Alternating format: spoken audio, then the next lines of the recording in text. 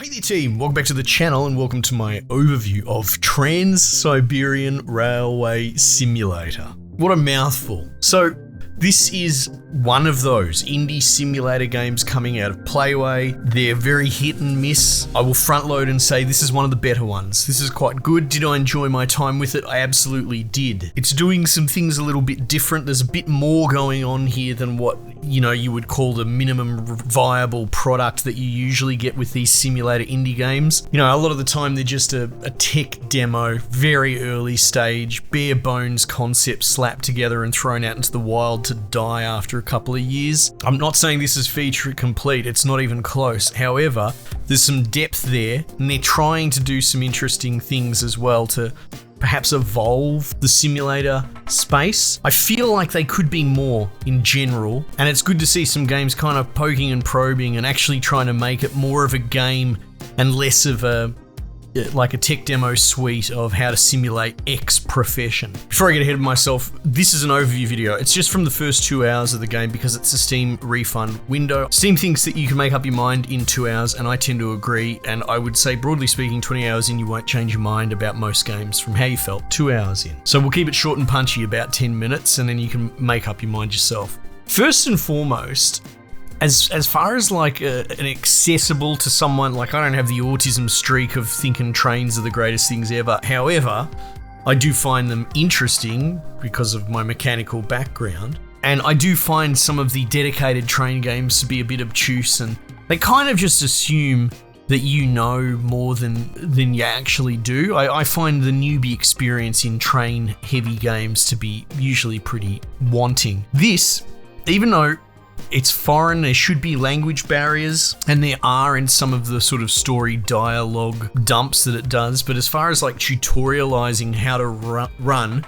what is actually a very complex train simulation in this game, it's 10 out of 10 as far as explaining all the moving parts. You really have to switch on, you have to put down the phone and stop fucking around on TikTok and focus in while the game teaches you. But it doesn't just say press this button, press that button. It actually explains all the moving parts and how the compressors work in this particular system and their need.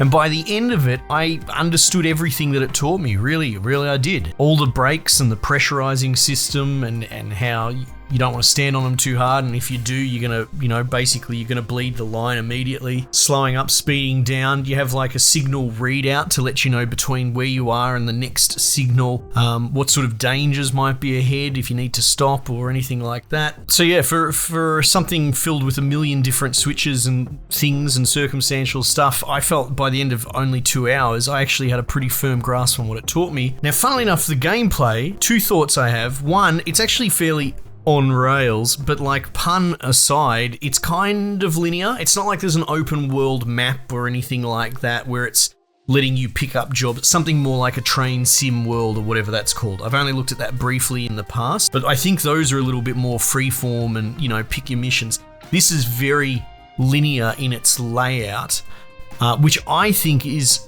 to the positive. It's already overwhelming enough to get all the moving parts and know what to do in the right situation under pressure. So I kind of like this on-rails train complex simulation. It's a weird thing. You wouldn't expect there to be more of a linear guardrail assigned to this sort of game, and it works so much better because on the other side of that, you have these sort of gameplay hiccup antagonistic moments throughout the course of your transit. Things like there'll be danger areas that aren't exactly clearly marked. So you'll have signals saying you're coming into maybe a town area, so there's a speed limit. You want to keep it under 40 kilometers an hour. Green means bloody go for it, hell for leather, but obviously be sensible about being able to slow down.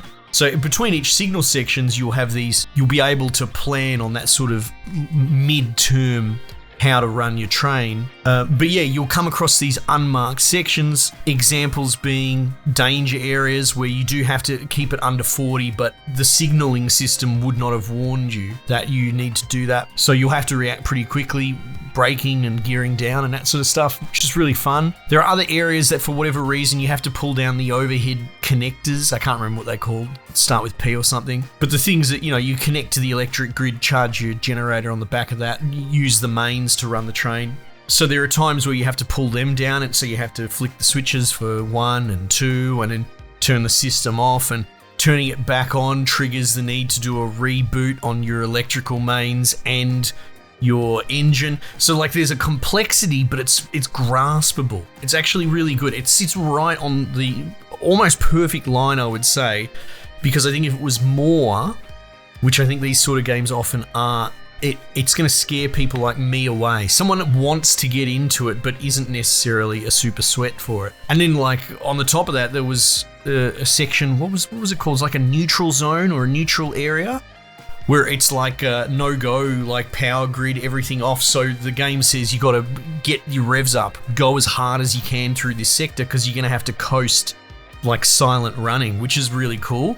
And I had no idea that was coming, so like I ripped her up as hard as I could, and then you have to take off all impulse. Obviously make sure you haven't got any brakes or anything like that. You got to pull down your overheads and all that, and you just have to sort of cruise through this area. And it's kind of nail biting, you know, this 20-30 seconds of are you going to make it? Because if you stop, there'll be no way to get your train going in that zone. So it's really quite cool. There's other peripheral stuff, right? You're doing these sort of little mini missions for a mafia on the side to your job. It's not super well explained. The language barrier doesn't help.